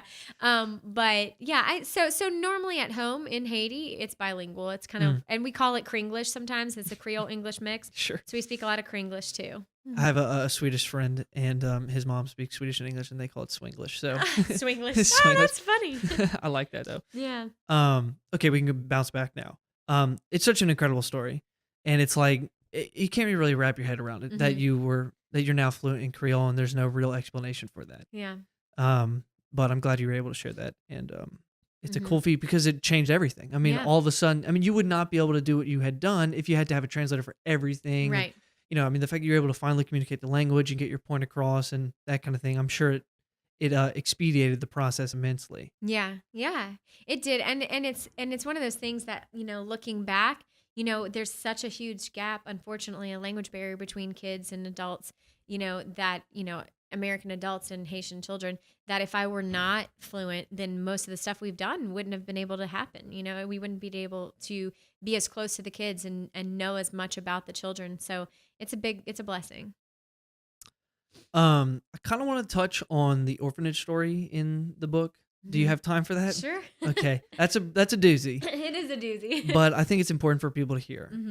So if you don't mind kind of taking us through that whole experience. Yeah. And the funny part is that's actually where Josh and I met. We met at that orphanage. And he was on a mission trip. And so it kind of it's the kind of perfect example of why it's so hard for Americans to come and work in orphanages all over the world. And, I've got to, not unfortunately for my opinion, but unfortunately for people who do serve in orphanages, I have a very strong opinion about it just because I've seen how horrible the conditions can be, but also how much dishonesty there are in orphanages and in homes and stuff. And, is that just in Haiti or are you talking about in general? I would say it's worldwide. Yeah. After my book came out and I had written the story of just the corruption in Haitian orphanages, I received emails and, all sorts of information from, dozens and dozens of countries saying that this happens here, or can I help them close an orphanage in Honduras or Uganda or, Ukraine, Romania. I mean, all of these places. And I was like, oh gosh, like I actually don't have that much information, but so basically what happened is there was this orphanage that was receiving donations from churches all over America. And groups would actually come down and they would bring, toys and shoes and food and all sorts of stuff. And, for that week that the group was there, they would leave the toys out and they would take care of the kids. And then as soon as the group would leave, they would lock up all all of the donations and everything. And the kids would go back to just kind of living in squalor. And it was awful. And, in Haiti. They were just using the kids for donations. Absolutely. Yeah. Absolutely. It was a business. And in Haiti, what's even sadder or more sad is that there's more than 80% of all children in orphanages that are poverty orphans. So they actually have family, like they have parents, but because they can't afford to go to school, or send them to school, they stay in an orphanage. And so, in the book, the big crux of the entire issue is just how the not just the American church, but Americans in general are pumping so much money into orphanages all over the world. And really what it does is it separates kids from their families. Right. They don't realize they're trying to do a good deed. Yeah. And they don't realize what's going on. And it's not just they're separating kids. I mean, they don't realize that they're taking the money. Right. And whenever they find out that a group is coming, Yeah. you know, oh, let's get everyone out and, you know, you can play with the kids and see what you're doing, all your good money, what it's going towards. And then, you know, the moment they're gone, it's back to normal life, which is not fun. Yeah. So in this incident, like that was in Carfu, Haiti, they were selling the kids. They were selling the kids and trafficking the children. They were stealing the children, and they kept trying to fill up their orphanage, and they would have 127 and then 145, and then they'd go back down to 100, and it just fluctuated. They didn't even know the names of the kids. They didn't know anything about the children. A lot of the children had been stolen and kidnapped. A lot of them were, you know, raped, and there was so much abuse going on, so much malnutrition. And so what happened was I would visit often, and I visited kind of a couple of weeks in a row, and every week I was there's a different team, and I suddenly realized, oh my gosh, like this is his business, like he's not taking care of these kids. And so the more I researched it and the more I kind of started putting together this information, the more I realized like this guy's actually got this down to a science of American churches will come in, they'll see these children that need some clothes and this and that, and they feel pitiful and they feel pity towards them, and then they dump a bunch of money in, and then they leave and they don't visit again. They don't. It's not like they have regular checks to see what's going on. They don't. Yeah. Mm-hmm. Oh, yeah. It's hard. And so well, first, how did you even find out about this particular orphanage? How did that happen? Golly, you know, I don't even know. I mean, I feel like it was people in the community that had told me about it, and I actually visited there with another organization. That's how it happened. Is I'd visited there with another organization, and I just had that like pit in my stomach feeling like something wasn't right, and I couldn't put my finger on it. But once that organization left, I was still living in Gracie, so I would go back pretty often and visit. Check in, yeah. Yeah, and that's how it happened. Yeah. So what was your response to all this? What did you do? Well, at first I just started gathering all this information. I mean, I was like a detective. I was like trying to just get all this information, get files on all the children. I did have a few individuals and like churches that were helping me get this information. You know, some people believed me, some people didn't. Some people wanted to help. Some people were like, stay away. I don't believe what you're doing. And so it got to be really difficult. And, you know, going through the Haitian government was extremely hard. So I had to kind of call on people outside of Haiti to help me. So it was hard. Yeah. I mean, it got all the way up to the first lady of Haiti at one point, right? Yeah. I mean, it was basically like somebody knew somebody who worked for CNN and for Fox News. And I'm talking to these reporters, and I'm basically like, I will have an answer today about if this orphanage is going to be closed, or if this, you know, orphanage director is going to be arrested. Because what happened was, you know, kind of alluding to what's in the book, is that, you know, I was taking care of a sick child, and the orphanage director wanted the child to be returned to the orphanage. And I said, okay, that's fine. And he said, or you can buy him from me. And I was like, you know, and again, I speak Creole. So the comfort of me speaking Creole and him having that, he was like, oh, she's Haitian, she's not going to say anything. And I literally was like, wait a second. Like, are you telling me that you want to sell this child to me? I can't believe I'm hearing this. And so I had, I'd contacted a friend that works for IJM. I had kind of gone through some different avenues to try and get more information. And finally I was like, you know what? Nothing's happening. Like, we need to go for the top. And I'd gone through all of the local authorities, and none of them wanted to do anything. So I just was like, all right, well then we're going to go higher than that, and had a mutual friend that knew the first lady, and, you know, CNN and Fox News was calling. It was a crazy time. I'm like, oh my gosh, what am I doing? This was pretty early on. Oh my God. This was the first year I lived in Haiti. I just don't. It's a miracle I'm still here. Truly it is. I mean, oh, the stuff you got yourself into in the first year. Oh my God. I know, right? God uses naive people, right? Yeah, seriously. But But yeah, I mean, if you had known before you moved to Haiti what you would have gotten involved with, you would have ran so far away from Haiti. I would never have even left my like bedroom. I would have been like, I don't know what's on the other side of this bedroom, but apparently it's not. Absolutely. It's a lot of weird things. Yeah. So yeah, I mean, it was crazy. We got into the National Palace, and, you know, I'm like beelining it straight for this person, and, you know, they're telling me where to go. And the next thing I know, I'm like sitting in front of the First Lady of Haiti and talking to her and telling her, I'm not giving you an ultimatum, but I do need to let you know that if this orphanage is not closed today, that CNN is coming to do a story on it. Mm-hmm. I mean, of course, her eyes got this big and she's just like, and I'm like, if you don't believe me, that's okay. But, I think that she was like, you're crazy enough to be here. I mean, something's going on. Yeah. So by the end of the day, they had arrested that guy. And then a few, I think it was a day later or whatever, they closed the orphanage. It was crazy. That is insane. And it was the first Haitian-run orphanage that they'd ever closed. And I'm sure it's not the only one. No, and now since then they've closed dozens, and Right. they really are trying to get their stuff in order, and they've got a great directress who's doing a great job. So they're trying. Megan, you can go down in the history books. And that's actually a good point. I want to talk about this. I like to think of you as a superwoman, but you're not a superhero, right? You're just a regular person. Absolutely. What is it? What drives you? I mean, and especially because like you're a really positive person too. Like you seem to always be able to look on the positive side of things. But a lot of the stuff you're dealing with is like super depressing stuff. Mm-hmm. I mean, Restaveks, child slavery, orphanages that are profiting and selling kids, raping kids. I mean, like this is dark, heavy stuff. So what is it about you that allows you to just look on the positive side and like just get in and figure it out and figure out what to do about it and just be level headed in like such a challenging environment? Yeah. I think if I lived in Port-au-Prince or in a place that was so chaotic, I think it would be almost impossible. But in Gracie where I am, it's peaceful, it's different, and there's not so much just like heaviness. I mean, there's still darkness in Haiti, but like in Gracie, it's like there's just a different kind of light and progress and development. And I think, I always say, we're sitting on a fault line. I mean, all of we've built, 14 buildings in Haiti in the last 6 years. I'm like, they all could crumble tomorrow. We could have an earthquake and then suddenly there's no buildings. Like, we're not in Haiti to build buildings. We're in Haiti to build up children and to build relationships. And so, the thing that keeps me going is right now, I'm in the States. I'll be here for 2 months. This is the first time I've ever done this. I've been in Haiti for 7 years. Yeah. And the longest I've left Haiti has been maybe 2 weeks. Yeah. And I'm gone now for 2 months. And it must feel kind of weird. Oh, it's weird. I know. I'm like, I miss it because I love it. I mean, it's my home now. But the cool part is that, God's just raised up these amazing leaders.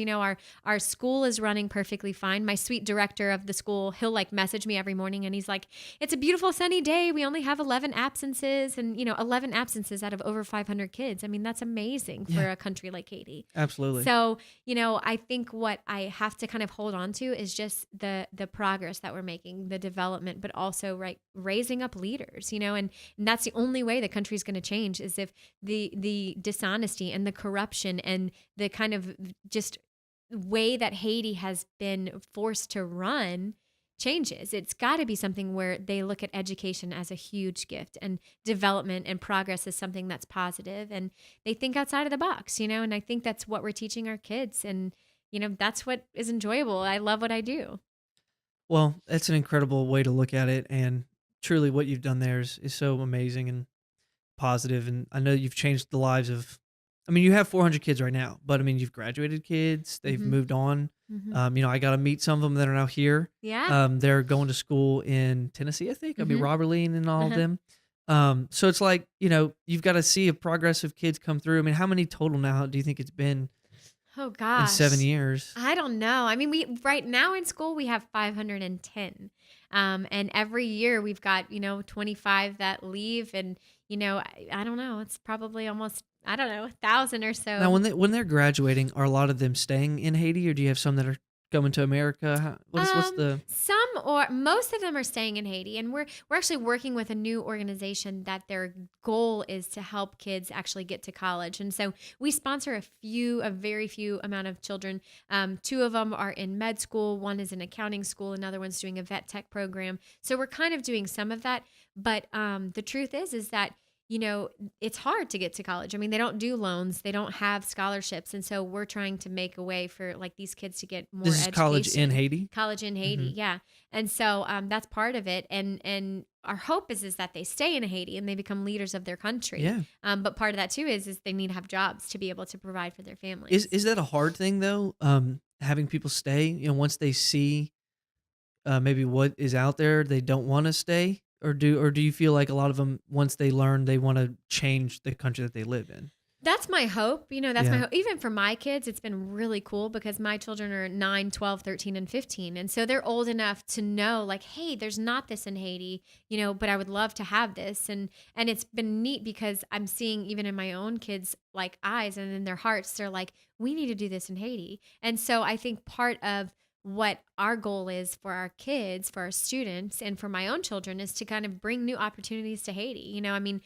My kids my son, he plays on the tennis team, and there's a huge growth of tennis in Haiti, believe it or not. And right now we've got the number 1 and number 2 tennis player for 12 and under, and they go to our school. Yeah, And, that's awesome. my son the whole time is like, oh my gosh, Christo and Chrisley would love America because they went to Reds, and he's like, there's All more. the tennis He courts. goes, there's more courts at Reds than there is in the entire country of Haiti.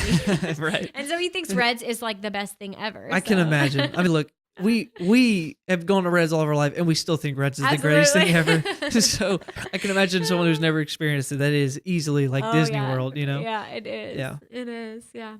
Well, let's mention that real quick. Is that you said your children, Mm-hmm. because you adopted Mika, but you now have 4 children, right? Yeah. Mm-hmm. And they're all adopted. Yes. Can you take me through a little bit of each one and how you? Sure. So Mika was the first that I adopted.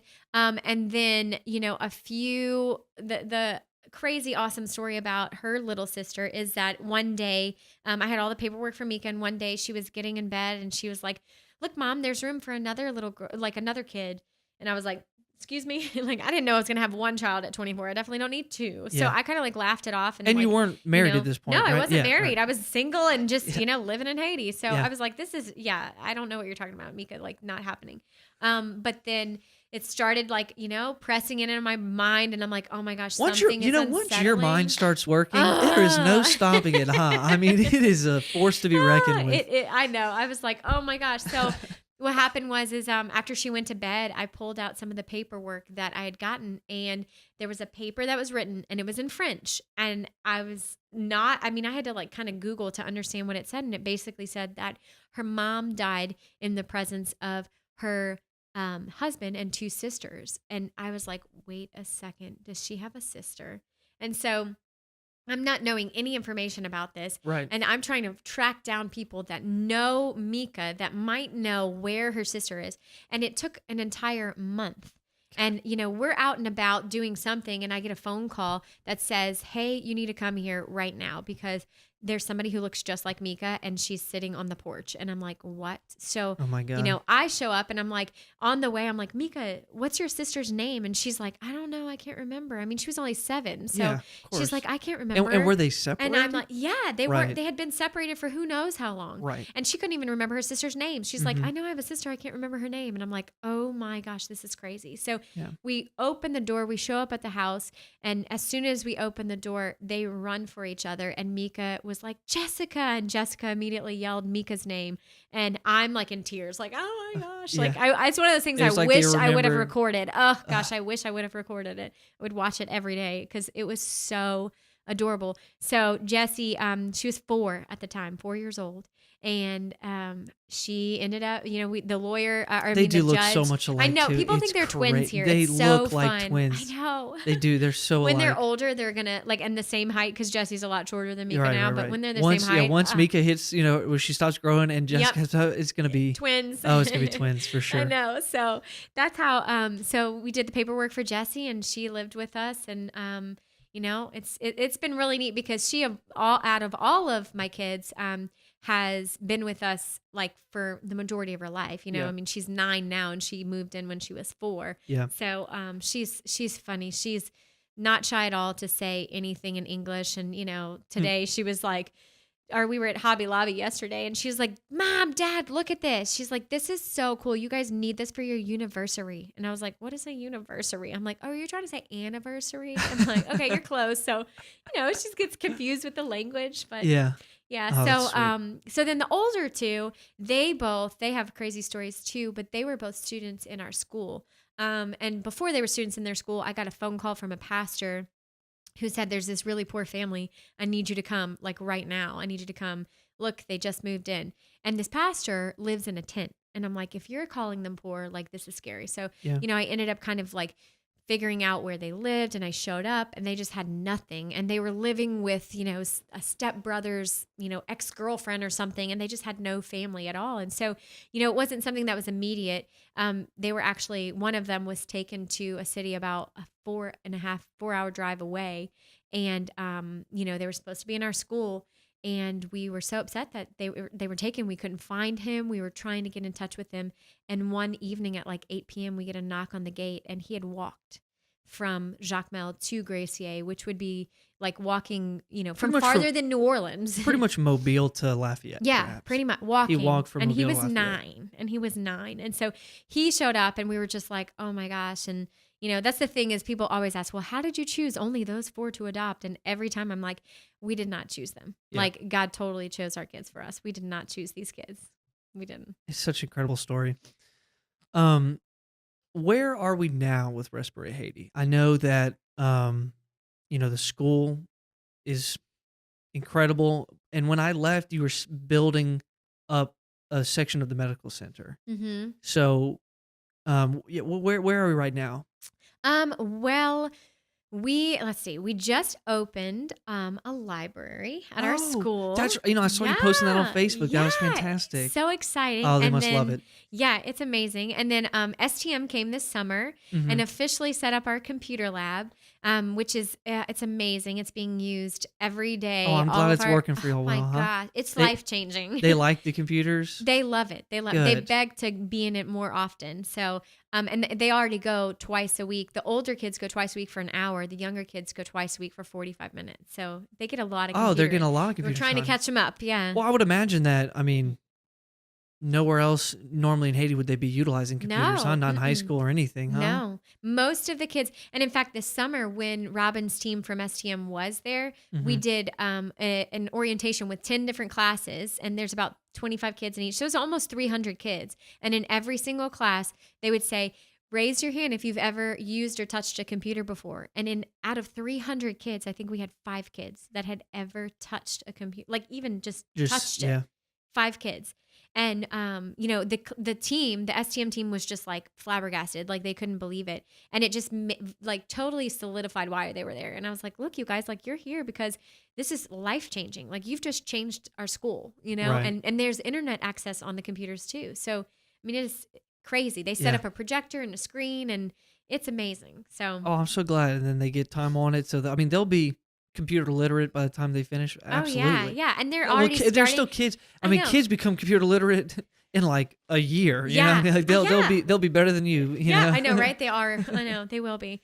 But so that's the school. I mean, the school is running well, and all of our teachers are just incredible. They're learning a lot of English. We're always kind of looking for actually interns that want to come down and teach English because that's a huge need to just get our students more fluent in English. Now, to teach English, do they have to have some Haitian Creole experience, or is that class only taught in English? Only taught in English. In fact, they don't even need ESL. They just need to be able to speak English. I gotcha. Because when they come in, that's how you become fluent, or how you become able to speak more English is if you're just, speaking only in that language. And so, right, a little immersion we have there. Some immersion. Yeah, wonderful. Yeah. So, and so the kids are taking that at what grade? When do they start? They start in kindergarten. In kindergarten. Yeah, and they just maybe do it like once or twice a week, and then as they get older, they do it more hours in a day or more time during the week. And then from 7th grade all the way to 9th grade, I think they do about 6 hours a week of English. So how did you decide like the curriculum that you wanted to run at your school? I mean, were you a good student? I mean, no, we just kind of made it up as we went. I mean, we've seen, in the beginning, we just kind of went with the schedule of Haiti, and then we realized, wait, it doesn't really work. They have a national curriculum, and we kind of were like, okay, we're going to do what we need to do to stay accredited, but this isn't working best for us. And so we just made some changes that, were important. And, it's funny because at first we've had some headbutting from even teachers or parents and stuff, but then they realized, oh wait, that is the best way. I think 4 years ago we said, you know what, we're only teaching in Haitian Creole from kindergarten until 2nd grade, because in Haiti they start teaching in French. Well, I mean, how do you learn how to read in French when you only speak Creole? Like it's very challenging. So we said, no, we're only going to do Creole. And once our kids Right, learn how because- to read in Creole, then yeah. I think that we need to explain that a little bit. That French is the official language of like the government of Haiti, Yes. but Haitian Creole is what everyone speaks. Right, yeah. So that's why there's a disconnect too so with much. between the people of Haiti and the officials is that they're not even speaking the same language. No, they're not. They're not. And the hard part is, and this is probably like rude to say, but the reality is even the Haitian government officials who think they're speaking French, I'm like, you're not speaking fluent French. Like you're speaking Right. this like It's a broken Fringlish, Creole, English, French. Like it's not even fluent French. And so, I think the statistics are like 1% of Haiti actually speaks French. Right. You know, But I that's mean, the official Yeah. language, right? Yeah. And people don't even know how to read and write in French. It's, And so, I remember a second ago you were talking about the document for Mika. mm-hmm. It was written in French. Yep. Right, and it wasn't written in Haitian Creole. Right. So that's why there was that disconnect. You didn't notice that ahead of time because Yeah. you didn't. Because I don't speak French. You don't Yeah. speak French. You speak Yeah. Haitian Creole. Yeah. Because all the official documents and all that in Haiti are in French. Yeah. So, Yeah. that's been fun for my thing too, because I don't speak French. I just speak Creole. That even in like government meetings and stuff, like I'll walk in and they'll be like speaking French because they think, I speak French because I'm white.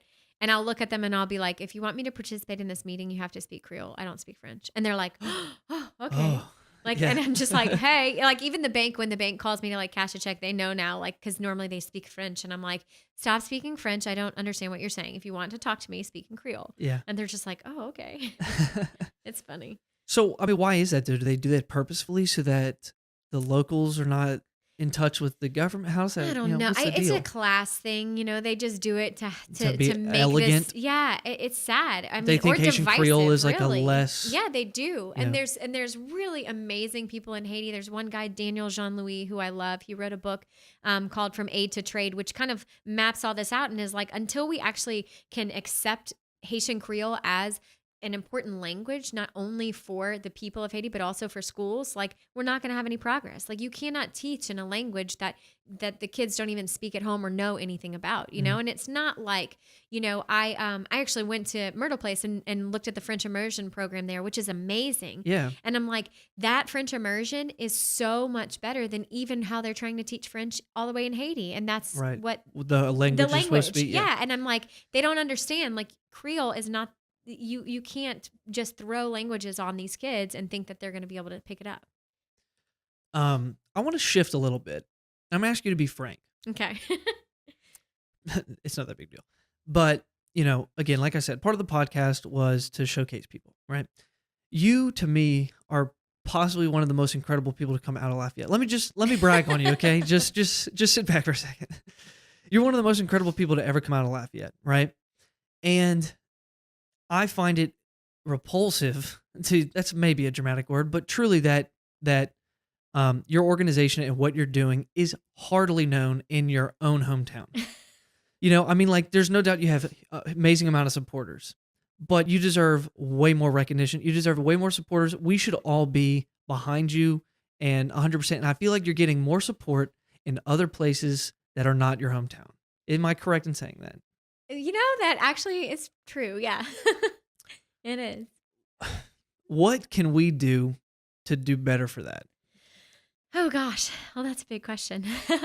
I think that one of the big things is kind of, what you did. It's coming and seeing, what Mhm. Robin Harrington from STM has done. She has set up trips to come and see, and you know her. She's passionate and Oh she's my God, is she? organized. She's got everything set up. I think a big piece of being able to come behind something is coming and seeing, and I think the other big piece of that is for people who can't go is to send, it's to donate or to help send groups to Haiti. And that's really kind of the two things that are important. And, I think above all of that, of course, is prayer like we talked about earlier, it's such a dark place. It's such a hard place to live. It really is. Yeah. And I love it, but it is difficult. And so, that prayer and also just coming and financially giving, that all ties together. And I think that's something where people think, oh gosh, like, well, I don't have, $1,000 to give or whatever. And I always tell them, it's $10 does more in Haiti than you can imagine. Yeah. Our kids, we feed hundreds of kids for, as little as, $200. So we can feed 350 children, Right. So your $10 donation feeds Yeah. At least 4, Right. It feeds a lot of kids. Yeah. Yeah. Yeah. I definitely think that the Lafayette people, or the people that are listening to this that are from the Acadian region, will resonate with that. And I think that, hopefully, we can do a little bit more to help you out. Being that you are a Lafayette native, that's why I'm excited to talk to you about this and have you here on the podcast, is that it's about time, Mhm. And again, you have a lot of supporters from your hometown, obviously, but it could be a lot. It could be a Mhm. lot better. Mhm. I appreciate that. Well, look, let me say it, okay? Tell me a little bit about in Haiti, the fact that like the energy or like things are shut off at night, right? And that's why Mhm. you have those generators. Can you tell me a little bit Yeah. about that too? Yeah, I mean, part of it is the corruption and just the way that Haiti runs, unfortunately. I mean, people steal other people's electricity so they don't pay their bills, and because of that, they can't have electricity. And so, we average about 4 to 6 hours a night of electricity, and that's it. Yeah. So because of that, we have to run the generator. Right. And so y'all are, one of the few organizations, I guess, that has a generator, right? I mean, that's not a common thing to have in Haiti. Yeah, it really isn't, and it's hard to maintain. I mean, it's one of those And things. y'all, what is that? Solar panels? What are y'all getting your power from? Yeah. At our school and our medical clinic, we have 2 separate solar groups of solar panels, and they were both of them were donated. One was actually out of Baton Rouge, and one was from Rotary Club. So Gulf South Solar from Baton Rouge donated an entire system for our medical clinic. Oh, that's awesome. Yeah, it's And so that powers all generated to where when things get shut off at night, we can run off of the and- batteries or the generator. yeah. Because I remember when I did go, it's like a certain point it turns off, and battery fans, at Yep, that point, battery fans. battery Oh. fans and mosquito nets around your bed. Yeah. Did you have a mosquito net when you first moved, or did you learn the hard way that, oh my god? Oh, I didn't have one at first. It was awful, and after like a day, I mean, you would have to. you can buy them for like $10. So after a day, I was like, I need one. I need to go get one because Yeah. there's too many bugs. Oh, there's a lot of bugs. Oh yeah, There's definitely a lot of bugs. and I hate bugs. I mean, you've gotten. I mean, you're more acquainted with them, I'm assuming, than the normal person in America, because they're everywhere. Unfortunately, I am, but it doesn't make me like them anymore. Yeah, I can understand that. I don't blame you. Yeah. I could talk to you forever, seriously. All right. Well, I do want to point people towards your book. Let's talk a little bit about the novel. When did you start writing that? Real quick. So it's Miracle on Voodoo Mountain. Yes. Please read this novel. It is. I'm not saying this because she's sitting right in front of me, guys. It is such a fantastic novel, and it's such an incredible story. And we've scratched barely the surface of what Megan has gone through in the past 7 years. But anyway, please tell me, the inspiration for that. Well, I mean, the funny part about the story is, or the way that the book was written was, I'd been living in Haiti for, I think it was about only 2 years, maybe 3.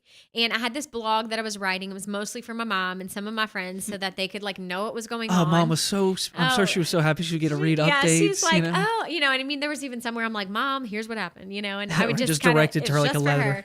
And, I mean, but it's open for everybody to read. So some people had read it, and I actually had spoken Nashville, Tennessee, and I get this, I guess I had gotten messages or emails and didn't see it. And so I was married by this time, and my husband gets this random like message on Facebook in his like, other box that you don't check. And she was like, hey, I'm trying to get in touch with your wife. I didn't know, if she had an agent or whatever. And like my husband's dying laughing. He's like, can I be your agent? And I was like, stop it. Like, this is so silly.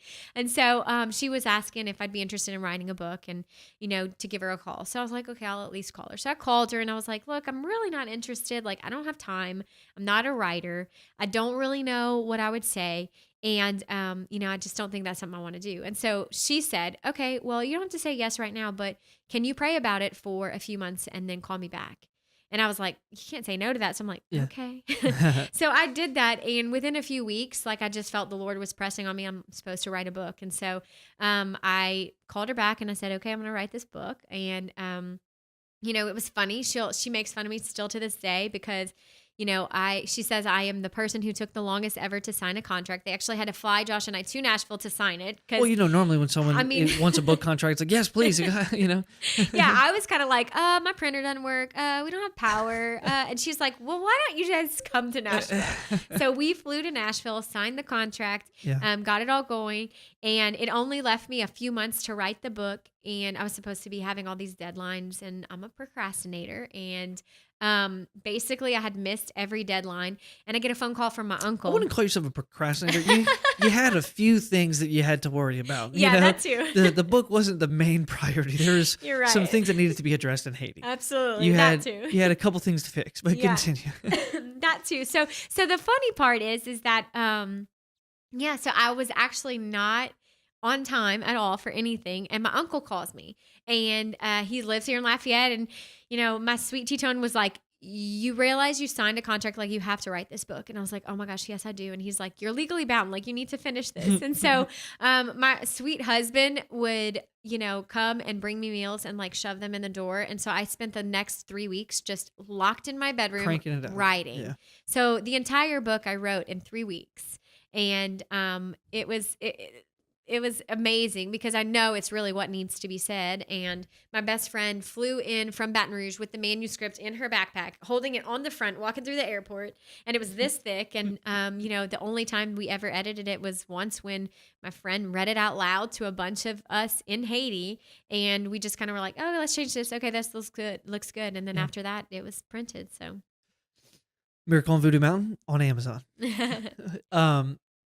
What about you and Josh's wedding? That's a good story. Oh, that's fun. Yeah, that's really fun. Tell me a little bit about that. Yeah. Well, in the latter part of 2012, I was just basically going up to the school in the morning like I normally do, and they had asked if I would pray before, which I'm like, okay, I always do. So I go up to go pray in front of the whole school, and there's 500 kids, and right when I grab the microphone, these sweet little kids, all of them yell and hold up. One little group of them holds up this sign, and they just yell, "Will you marry me?" And I turned around, and Josh was on one knee, and I was like, "Oh my gosh!" And so we always joke because by the end of that week, I'd probably gotten proposed to like 300 times because every kid would walk up and be like, "Will you marry me?" They love saying it. Oh, they loved it. They loved it. So a little funny cultural thing that we didn't know is that like if people are there for like the proposal, then they automatically like think they're invited to the wedding. Sure, and she had all the we got married on Bellevue Mountain, just like out in the open. We did this nice little like gazebo thing. Sorry, one of my best friends came and planned it all, and was your mom able helped. to come? Yeah. And all the kids showed up. So we had about 800 people there for our wedding. And, I remember looking, right before we said our vows, I was like looking out into the distance on the mountains, and I saw like there were some goats. There was a lady selling bread on her head. There was a lady holding a chicken. And I was like, this is hilarious. Like, some of you I know and some of you I don't, but we'll see. Ironically enough, this could be straight out of a movie. True. I don't know if you're able to talk at all about that, but is there any developments with that? I know at one point there was it, can I say? Mm-hmm. Sony that was Yeah. that bought the rights or optioned the rights to your book, right? Right. Is there Yeah. any information on that? Well, I mean, I'm not at liberty to discuss specifics, but they Yeah. found a producer and a director, and it's Sony Entertainment. And it was one of those things where they wanted to do a movie, and we said no at first, and we thought they actually wanted to do the movie before the book came out, and we were like, we don't really know about that. And then Yeah. decided, okay, we want to share this story. And so, they optioned the rights to it, and we'll see, hopefully soon. I'm hoping that they can film some of it in Lafayette. That would be awesome. great, huh? That I would mean, be it would make a awesome. lot of sense. Yeah. Do you think that they'd film some in Haiti as well? I mean, they have to, right? Or I mean, I would hope so, but I think it's too difficult. They That don't is have pretty what they challenging. need. Yeah, it's Yeah. difficult. So the recent hurricane season, the whole season, it was a Mhm. bad season. it was. It was. Puerto Rico definitely got hit bad, and I noticed that Haiti was not completely Mhm. free from that. Mm-hmm. Were y'all hit pretty hard? Would y'all come out? We weren't. We really did get lucky, but the hard part with us is that if we get too much rain, it just washes away the roads. And Yeah. so, the trek up to the mountain, I mean, it's pretty hard anyway. It's clay. I mean, if it gets wet, it's just going to become a slip and slide. You know? And so, and then you get the trenches and the valleys and Mm. all of that. So it got kind of difficult going up there. So that's really the only thing is we had to kind of work through like fixing the roads and stuff, but we were lucky. Yeah. I was definitely worried about that. Not that I'm glad it hit Puerto Rico, but Right. man, that's not That'd be fun. hard for Haiti. Yeah. Yeah, it'd be very hard for Haiti. Yeah. Mm-hmm. All right. where else can people find, where can they find all the information if they want to do more research? They can go to our website, which is respirehaiti.org. Respire, just Respire is how it's looks spelled. like Respire and then Yeah. the word Haiti. And then we're also really active on Facebook and Instagram. We update with pictures and fun stories and all of that. And then, of course, the book. The book's it's at Amazon. It's also at Acadian Religious. It's at Barnes & Noble. So it's pretty much anywhere you can buy a book, there's It'll there. be there. Yeah, I think there's Yeah. some in the public library here too. I hope there is. Yeah. Excellent. And so yeah, go follow Megan's Facebook page at Respire Haiti. And please, guys, let's do a better job of supporting a local that's doing such incredible things. Megan, thank you for being on the podcast. Thank you. Thank I you. appreciate it.